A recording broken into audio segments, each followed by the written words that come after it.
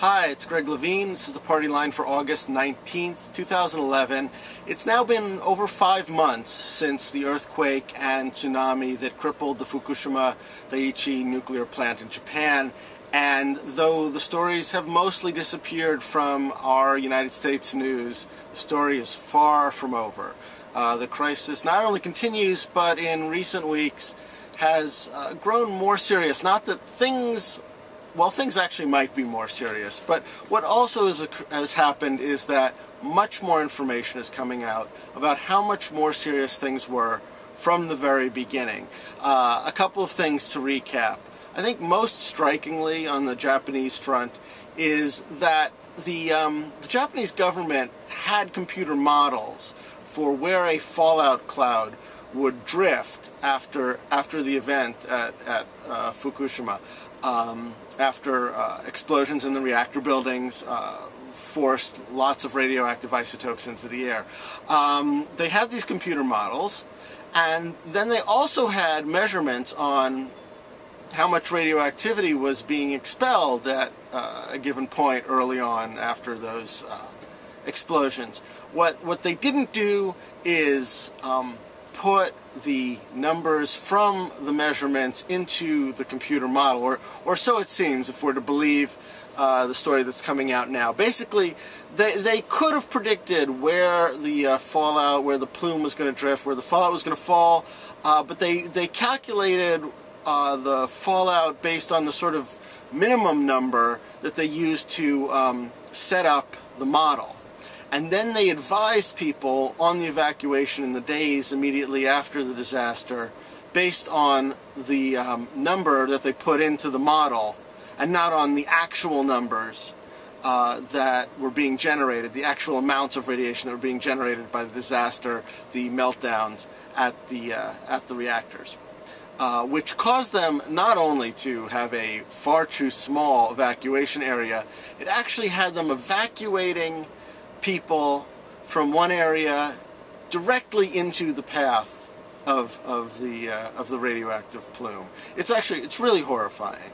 And if we are to believe the government story, it's all because, basically the right hand and the left hand didn't get together. One agency had the model, another agency took the measurements, or maybe it was just TEPCO, the power company, that took the measurements, and the two weren't combined for any kind of coordinated evacuation plan, which is disturbing enough on its face, but I guess you could theoretically say that damage has been done, as sad as that is. The thing is that there is ongoing damage. Not only do we find out that, let me backtrack just a tiny bit. We recently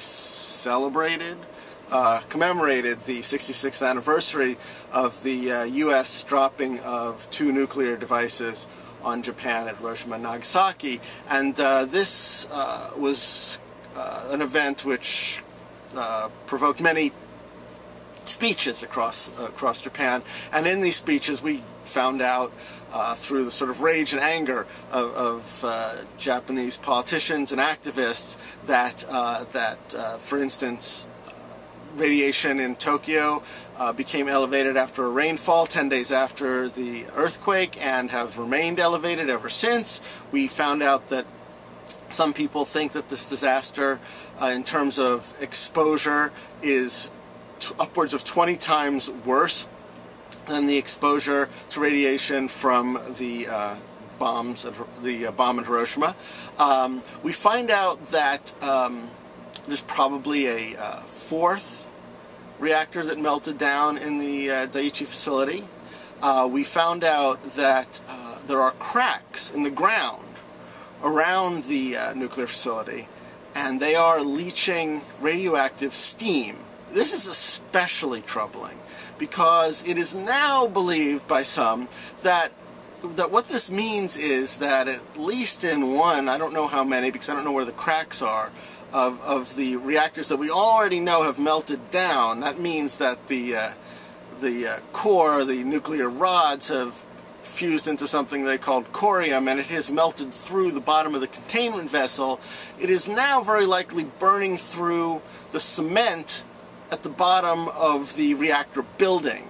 And if it burns through the cement and it hits the ground, it starts going down to the groundwater. And when it hits the groundwater, it creates this steam. And eventually, if it's there and the heat is high enough and the reaction takes place long enough and violently enough, it will split the water, the hydrogen and the oxygen, and cause a hydrogen explosion, which will then push much more radioactive material into the atmosphere.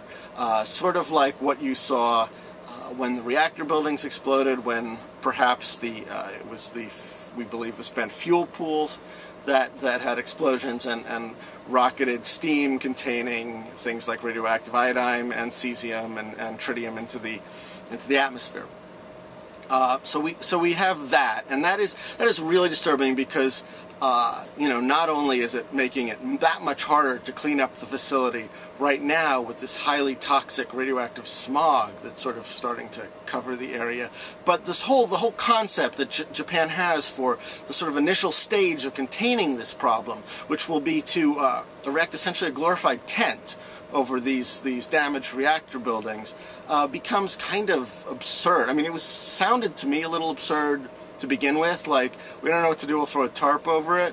But now that you've got problems, radioactivity coming up from the ground with the potential of it rocketing up from the ground, putting a tent over a damaged building isn't going to do much to contain it. We got a hole that's getting bigger at the bottom of these buildings, and giving us potential for something much more drastic. And certainly covering the buildings is nice, keeps the rainwater out, I guess, but it won't contain this problem.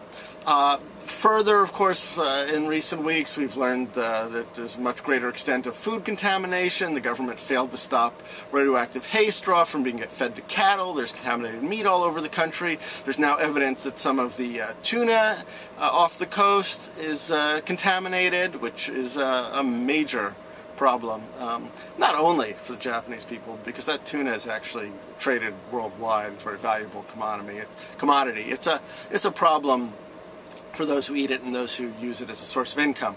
All of this incredibly disturbing news, and at first blush, all of it incredibly disturbing for Japan.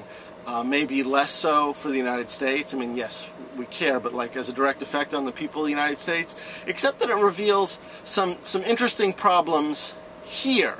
Most notably in that there are lessons to be learned from all of these problems that we're now learning more about, and there are still serious questions about our government's ability to learn those lessons. We saw a couple of weeks ago during hearings that the very modest recommendations put forth by a task force set up by the Nuclear Regulatory Commission were in danger of being slow-walked to death, and that implementation of most of these modest recommendations are still years off, and that the bigger issues here of the storage of spent fuel and addressing specific safety concerns were not addressed. And that leads me to one really specific safety concern that is now emerging that I don't think anyone has considered up until, well, I'm sure someone's considered it, but it doesn't seem to be part of the discussion yet.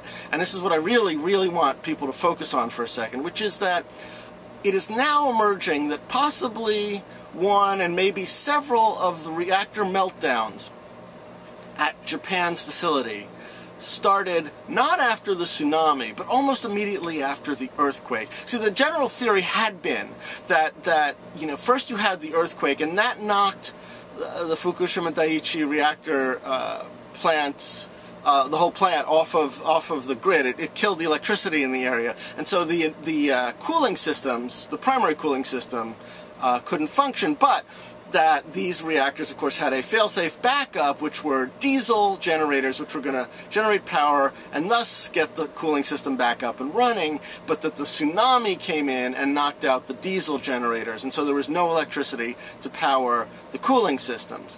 But it is becoming apparent now that at least some of these cooling systems and some of these buildings were not knocked off the grid. They were destroyed by the earthquake itself, that the pipes that connected things ruptured. People, workers at the facilities talk of bursting pipes. It seems very clear now as they restore power to these various reactors and the cooling systems show all kinds of leaks that, yes, it's possible they were damaged in explosions afterwards, but it's also very possible, and because they have measurements of radiation right after the earthquake, and they have eyewitnesses talking about exploding pipes, it seems very clear that the cooling systems were damaged by the earthquake before the tsunami got there. And what that means is that you not only have a problem of vessel integrity, of core integrity, which is how we basically safety-proof, earthquake-proof our reactors, how we measure and calculate their safety here in the United States, we have a problem of the integrity of the cooling system. And to the best that I can figure out so far, that's really not factored in to the calculation. The assumption is that if you can build a reactor containment vessel that can withstand an X.X earthquake, then you're earthquake safe. And the assumption has also been that it was this sort of double whammy of earthquake and tsunami that knocked the back-off power system offline, and that we don't have to worry about that because very few of our plants are vulnerable to that double whammy, although I'd argue more than we think, but that our backup systems work better. But if the pipes in the cooling system rupture in an earthquake, who cares how solid your containment vessel is, because you can't cool it. And if you can't cool it, you get the meltdown and the melt through.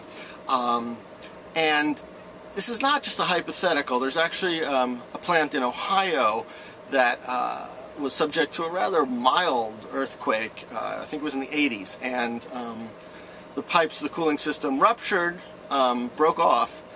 Fortunately, the plant was not yet online.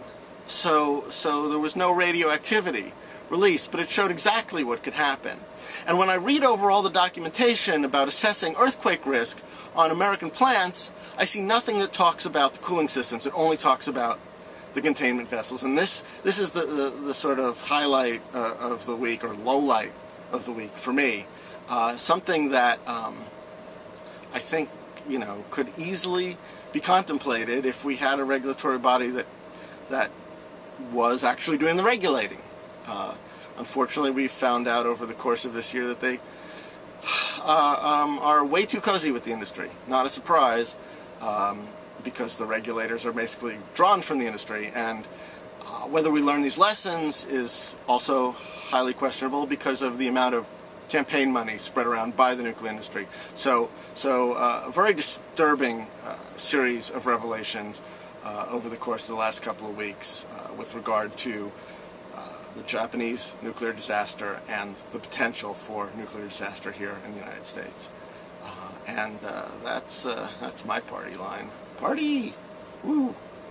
For this week, and I'll see you next week. Thanks.